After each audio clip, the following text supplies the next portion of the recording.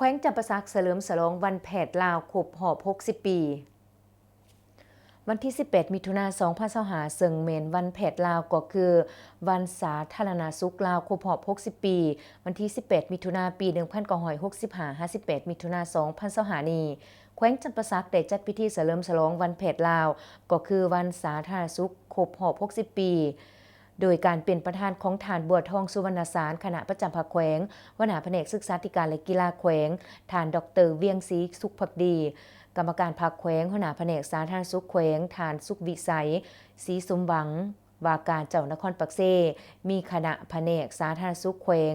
คณะนำและพนักงานครูอาจารย์และนักศึกษาวิทยาลัยวิทยาศาสตร์สุขภาพจำปาสักคณะนำและพนักงานแพทย์หมอจากโรงหมอแขวงคณะอำนวยการโรงงานผลิตยา CBF ในบ้าน10 บ้านภายในนครปากเซเขาห่วมในพิธีทานดร.บุญคำเพชรธนีผู้อำนวยการวิทยาลัยวิทยาศาสตร์สุขภาพจำปาสักได้กล่าวรายงานสภาพรวม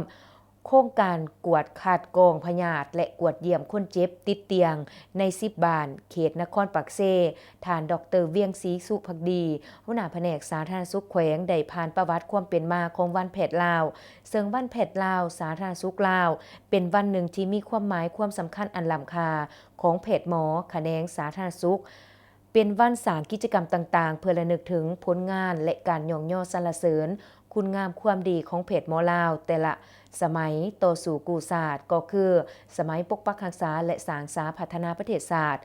วันสาธารณสุขลาวกำเนิดขึ้นโดยผ่านขบวนการวิวัฒน์แห่งการเติบใหญ่ขยายตัวของการแพทย์ลาวใน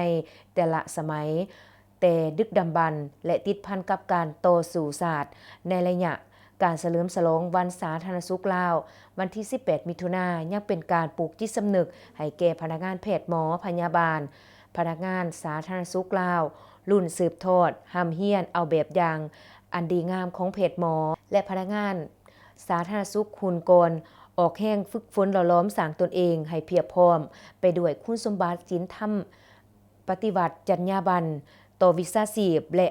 ความสำนิสำนาญงานเวียกงานวิชาเฉพาะเพื่อกลายเป็นแพทย์แห่งชาติและแพทย์ประชาชนอย่างสมเกียรติศักดิ์ศรีและให้กลายเป็นนักรบเสือขาวปฏิบัติของพรรคเพื่อระลึกถึงผลงาน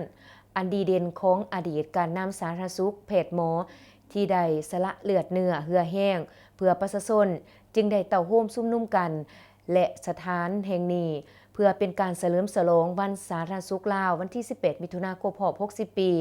ณโอกาสแห่งอันสง่าราศีต่างหน้าคณะนำแผนกสาธารณสุขแขวงก็กล่าวเปิดพิธีเฉลิมฉลองวันแพทย์ลาววันที่ 18 มิถุนายน ครบรอบ 60 ปีดังกล่าวนี้ด้วยการสร้างกระบวนการกิจกรรมกวดกาสุขภาพบ่เสียค่าให้แก่ผู้สูงอายุพร้อมทั้งลงเยี่ยมยามคนเจ็บติดเตียงอยู่เฮือนในขอบเขตเทศบาลนครปักเซ